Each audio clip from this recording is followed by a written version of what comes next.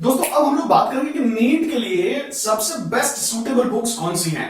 कौन सी ऐसी बुक्स हैं जो मेरे 12 साल के टीचिंग एक्सपीरियंस के बाद में मैं आपको रिकमेंड करूंगा।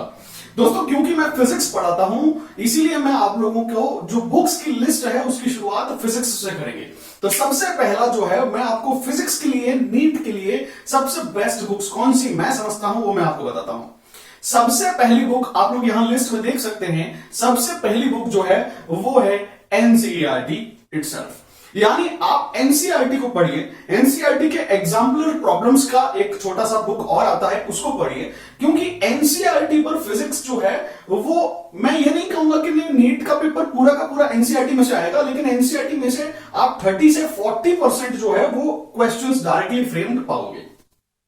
दोस्तों जब भी अपन एनसीईआरटी से पढ़ेंगे तो आपको यह देखना है कि इस एनसीईआरटी में अगर कोई भी लाइन या पैराग्राफ लिखा हुआ है तो उस पैराग्राफ को आप ज्वाइन करके देखिए कि क्या इसमें से कोई क्वेश्चन बन सकता है कि नहीं बन सकता। यानी हर पैराग्राफ बाय पैराग्राफ आप अपने आप से पढ़ते समय ये पूछिए कि क्या इस पैराग्राफ से कोई क्वेश्चन बन सकता है, क्या इस फॉर्मूला से कोई क्वेश्चन बन सकता है, ये वाला फॉर्मूला कहां एप्लीकेबल होगा, ये फॉर्मूला कब लगेगा, क्या इस कॉन्सेप्ट को समझना मेरे लिए ज्यादा जरूरी है, क्या इस सेंटेंस का मीनिंग है, कोई पर्टिकुलर वर्ड है उसका क्या इंपॉर्टेंस है। तो एनसीईआरटी पर आपको फोकस करना है।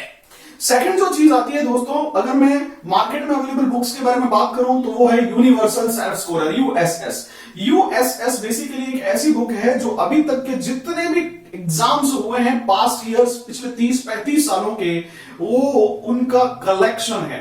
यानी चाहे वो एमपीपीईटी हो, चाहे वो केरला पीएमटी हो, चाहे वो आईआईटी जेई हो, चाहे वो मेंस का एग्जाम हो, चाहे वो एआईपीएमटी के एग्जाम्स हो, चाहे वो मेरे पास में आरपीएमटी के एग्जाम्स हो, अभी तक नीट में जितने भी एग्जाम्स हुए हैं उसमें सभी क्वेश्चंस का एक कलेक्शन है और वो एक ऑर्डर में अरेंज्ड है, कॉन्सेप्चुअल ऑर्डर में अरेंज्ड है। आपको यूनिवर्सल सेल्फ स्कोरर प्रैक्टिस के लिए करनी ही चाहिए। ये एक मोस्ट रिकमेंडेड बुक है। दूसरी जो बुक है दोस्तों वो है मेरे पास में एनसीईआरटी एक्सट्रैक्ट या फिर physics at finger tips, NCERT at finger tips. तो एनसीईआरटी एट फिंगर टिप्स या फिर एनसीईआरटी एक्सट्रैक्ट जो कि दिशा पब्लिकेशन और एमटीजी पब्लिकेशंस की आती है रेस्पेक्टिवली, आप लोग लिस्ट में देख सकते हैं। ये दोनों बहुत अच्छी बुक्स हैं जिसमें एनसीईआरटी के लेवल के क्वेश्चंस को घुमा फिरा करके पूछा गया है। यानी एनसीईआरटी के लेवल पर ये दोनों बुक्स हैं। एनसीईआरटी के ही क्वेश्चंस को एनसीईआरटी में एक एक लाइन से जो क्वेश्चंस बन सकते हैं वो यहां पर दे रखे हैं। आपको ये दोनों बुक्स करनी चाहिए। अगर आप स्कूल के लेवल यानी कि 11th और 12th क्लास को भी इंप्रूव करना चाहते हैं और सब्जेक्टिव क्वेश्चंस को समझ सकते हैं, सॉल्व एग्जांपल्स पर फोकस करना चाह रहे हैं तो एसएल अरोड़ा करना भी आपके लिए बहुत यूजफुल रहेगा। उसके बाद में अगर मैं बात करूं तो डीसी पांडे अरिहंत पब्लिकेशंस की ऑब्जेक्टिव फिजिक्स की बुक आती है, बहुत ही शानदार बुक है और बहुत ही अच्छे लेवल के क्वेश्चंस इसमें आपको देखने को मिलेंगे। मैं इसको हाईली रिकमेंड करता हूं। अगर मैं सिंगेज पब्लिकेशन के बारे में बात करूं तो बीएम शर्मा भी है, सीपी सिंह भी है। सीपी सिंह को करना ज्यादा अच्छा है क्योंकि बीएम शर्मा ने काफी चीजों में बीएम शर्मा करने में आप कंफ्यूज या कॉम्प्लिकेटेड, आपको थोड़ा सा टफ महसूस हो सकता है, उसका लेवल भी थोड़ा सा नीट के ऊपर चला जाता है। आप सीपी सिंह करिए, CP Singh is okay but ये भी नीट के लेवल से ऊपर चली जाती है। और एक अच्छी बुक अवेलेबल है वो है सरदार सिंह बालाजी पब्लिकेशन। सरदार सिंह की अगर आप बुक कर लेते हैं नीट में तो मुझे ऐसा लगता है कि नीट का पूरा सिलेबस इसमें डायरेक्टली कवर हो जाता है। ये आपको बहुत हेल्प करेगा दोस्तों। और लास्ट में दो बुक्स और बता देता हूं। एक है जीआरबी पब्लिकेशन की प्रमोद अग्रवाल एक ऑब्जेक्टिव बुक है और नीट में ऑब्जेक्टिव बुक करना आपको प्रैक्टिस के लिए बहुत यूजफुल रहेगा। It is a practice book. और लास्ट वाली जो बुक है वो है प्रदीप पब्लिकेशन की, फिजिक्स की आती है, प्रदीप फिजिक्स बोलते हैं इसको। उसको भी करने से बहुत अच्छा एक्सटेंसिव थ्योरी आपको मिल जाएगा और ये 11th और 12th लेवल पे एनसीईआरटी के लेवल पर थ्योरी प्लस प्रैक्टिस का एक अच्छा कॉम्बिनेशन है। देखिए दोस्तों मैं ये नहीं कह रहा हूं कि आपको फिजिक्स में इतनी सारी बुक्स करनी है, जी नहीं, इट इज नॉट रिक्वायर्ड कि आप फिजिक्स में ये सारी की सारी बुक्स करें। लेकिन आप जो भी करें कम से कम 2 कोचिंग क्लास और 2 बुक्स आप करिए ताकि आप टॉप रैंक अचीव कर सकें। जो स्टूडेंट्स ज्यादा चीजों में ज्यादा रिसोर्सेज को करना चाह रहे हैं मैं उन्हें कह देता हूं कि आपको ये सारी की सारी बुक्स नहीं करनी है। आप इनमें से कोई भी 1 या 2 बुक कर लीजिए और उसी को 2-3 बार रिवाइज करिए ताकि आपका कोई भी चैप्टर कोई भी क्वेश्चन छूटे नहीं। वो ज्यादा इंपॉर्टेंट होगा। Rather than doing more books आप उसी बुक्स को 2-3 बार रिवाइज करिए। जिनके पास में समय है और वो एक्सटेंसिव प्रैक्टिस चाहते हैं वो 2 से ज्यादा बुक्स भी कर सकते हैं। दोस्तों अगर बात केमिस्ट्री की बुक्स की करें तो केमिस्ट्री में 3 सेक्शंस हैं, ऑर्गेनिक है, इनऑर्गेनिक है और फिजिकल है। इन तीनों के लिए हमें अलग अलग बुक्स जो है वो करनी चाहिए। केमिस्ट्री में आप ये मान के चलें कि अराउंड 60 to 70% सिलेबस या हो सकता है 80% सिलेबस भी एनसीईआरटी से आता है। तो जो फर्स्ट रिकमेंडेड बुक है वो है एनसीईआरटी। एनसीईआरटी के एग्जाम्पलर जो आती है वो भी आप इसमें साथ में लगाइए। उसके बाद में जैसा कि मैं आपको बता चुका हूं, आप यूनिवर्सल सेल्फ स्कोरर करिए। यूनिवर्सल सेल्फ स्कोरर जो है वो एनसीईआरटी के लिए, नीट के लिए बहुत अच्छी बुक है। यूनिवर्सल सेल्फ स्कोरर जो है वो पिछले सभी एग्जाम्स जो कि लास्ट 35 इयर्स के प्री मेडिकल और आईआईटी जेईई के एग्जाम्स है उनके क्वेश्चंस का एक कलेक्शन है और इससे आपकी गजब की प्रैक्टिस हो जाएगी। आपको यूनिवर्सल सेल्फ स्कोरर करनी चाहिए। उसी लेवल पर दो और बुक हैं जो कि है मेरे पास में, एनसीईआरटी फिंगरटिप्स एमटीजी की और नीट एक्सट्रैक्ट या फिर जिसको कि आप नीट गाइड कहते हैं, इसको एनसीईआरटी एक्सट्रैक्ट भी कहते हैं। तो दोस्तों एनसीईआरटी एक्सट्रैक्ट वाली जो बुक है वो आप लगाइए, उससे आपको बहुत फायदा होगा। अगर अपन दिनेश की गाइड लगाते हैं या फिर प्रदीप की गाइड लगाते हैं तो वो भी एक अच्छा केमिस्ट्री के रिसोर्स हैं। दोस्तों अगर अपन प्रैक्टिस बुक के बारे में बात करें और थोड़े अच्छे लेवल के बारे में बात करें जो नीट के लेवल को थोड़ा सा और ऊपर ले जाए, तो 3 बुक्स बहुत फेमस हैं। बालाजी पब्लिकेशन के लिए मेरे पास में आप वीके जायसवाल लगा सकते हैं, आप एमएस चौहान की बुक लगा सकते हैं ऑर्गेनिक केमिस्ट्री में, और उसी तरह से आप जो है वो नरेंद्र अवस्थी की फिजिकल लगा सकते हैं। ये तीनों बहुत अच्छी बुक्स हैं, नरेंद्र अवस्थी, वीके जायसवाल और एमएस चौहान। ये जेईई में भी रिकमेंड होती है और ये नीट में भी रिकमेंड होती है। दोनों के लेवल में थोड़ा सा डिफरेंस है, लेकिन नीट के स्टूडेंट्स को भी ये बहुत प्रैक्टिस के लिए मदद करता है। तो बेसिकली अगर हम केमिस्ट्री के प्रैक्टिस प्रॉब्लम्स या केमिस्ट्री के लिए अगर अपन बात करें तो ये जो बुक्स हैं, ये बुक्स लगाना आप लोगों के लिए बहुत ज्यादा बेनिफिशियल रहेगा। आइए दोस्तों बात करते हैं बायोलॉजी की।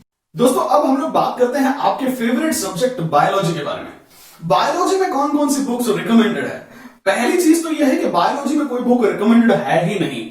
क्या मतलब हुआ इसका? इसका मतलब यह है कि बाइबल तो खुद एनसीईआरटी छाप के देता है, यानी बायोलॉजी में जो 100% क्वेश्चंस आते हैं वो एनसीईआरटी से ही आते हैं। अगर आप एनसीईआरटी को अच्छे से चार्ट लेते हो, एनसीईआरटी की एक एक लाइन को 2-3 बार पढ़ लेते हो, तो आपको इसके अलावा कुछ करने की जरूरत ही नहीं है।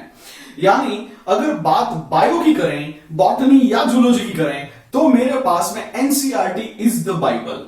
आपको हर एनसीईआरटी की लाइन को पढ़ना है और फुल स्टॉप लगा के जब अगला सेंटेंस शुरू हो तो बीच में आप लगा दीजिए बिकॉज, यानी हर 2 लाइन के बीच में आप बिकॉज लगा दीजिए, तो आपको पता चलेगा कि क्या यहां से असर्शन रीजन के क्वेश्चंस बन सकते हैं कि नहीं बन सकते।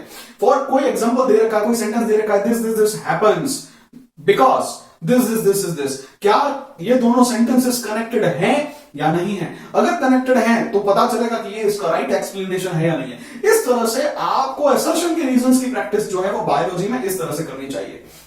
उसी तरह से आपको यह भी समझना है कि बायोलॉजी में जो क्वेश्चंस आते हैं वो बहुत straight forward memory based questions होते हैं। आपको एक एक सेंटेंस रटना है, एक एक सेंटेंस याद रखना है, आपको बहुत सारा डेटा जो है वो याद रखना है। It's a huge humongous information that you have to memorise.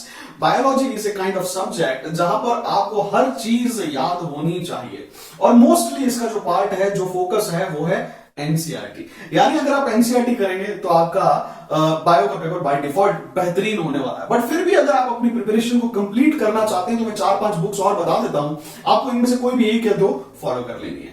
पहली जो बुक यहां पर मैं बता रहा हूं वो है ट्रू मैन की बायोलॉजी।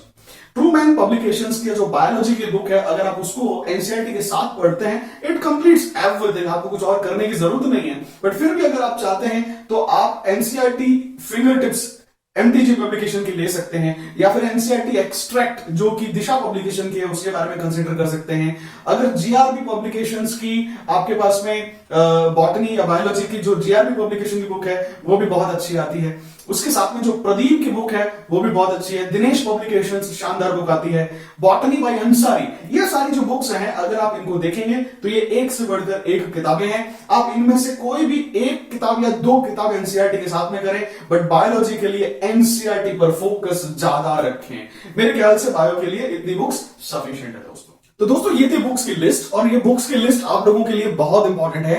आप सभी नीट के जो एस्पिरेंट्स हैं, जो नीट 2021 या 2022 में देना चाह रहे हैं, आप लोगों को ये बुक्स लेकर के सॉल्व करनी चाहिए। मैं आपको बताता हूं दोस्तों, स्टूडेंट्स मैंने देखे हैं ऐसे जो कोचिंग क्लास को फीस दे देते हैं लेकिन बुक्स नहीं लेते हैं। उन्हें ऐसा लगता है कि मैं फ्री हो गया, अब मुझे बुक्स करने की जरूरत नहीं है, क्योंकि मैंने कोचिंग क्लास में एडमिशन ले लिया है, मैं क्लास जा रहा हूं, क्लास के नोट्स बना रहा हूं, तो मैं बुक्स क्यों लूं। और लेनी भी है तो इक्का दुक्का बुक ले लेते हैं और उसको फिर वो न तो पढ़ते हैं, न वो बुक जो है वो धूल चाटती रहती है, वो साइड में रखी रह जाती है। कभी इच्छा हो गई, पढ़ी नहीं हुए, क्वेश्चन साइड में रख दिए। आप अगर बुक्स करेंगे, क्वेश्चंस की प्रैक्टिस करेंगे, वहां से कॉन्फिडेंस आएगा दोस्तों। Books is equal to confidence. जब आप क्वेश्चंस की प्रैक्टिस करते हैं तो आप लोगों के अंदर ये कॉन्फिडेंस आता है कि मैं उस क्वेश्चन में कभी अटकूंगा नहीं। और नीट जो है वो फ्रंट फुट पर खेलने का नाम है, वो बैक फुट पर खेलने का नाम नहीं है। यानी अगर आपके अंदर कॉन्फिडेंस है तो आप नीट का पेपर बहुत अच्छा करके आओगे। उसी तरह से दोस्तों ये है कि अगर आप फिजिक्स में, केमिस्ट्री में और बायो में 15-15 हजार, 20-20 हजार क्वेश्चन करने के बाद अगर नीट के एग्जाम को देखते हैं, अपीयर होते हैं, तो जितनी ज्यादा क्वेश्चंस की प्रैक्टिस आपने कर रखी होगी तो उसी आधार पर आपके कॉन्फिडेंस में भी वृद्धि होगी और आपके नीट के पेपर को फोड़ने के जो चांसेस होंगे वो बढ़ जाएंगे। That means more practice problems is equal to better rank. That means books is equal to better rank.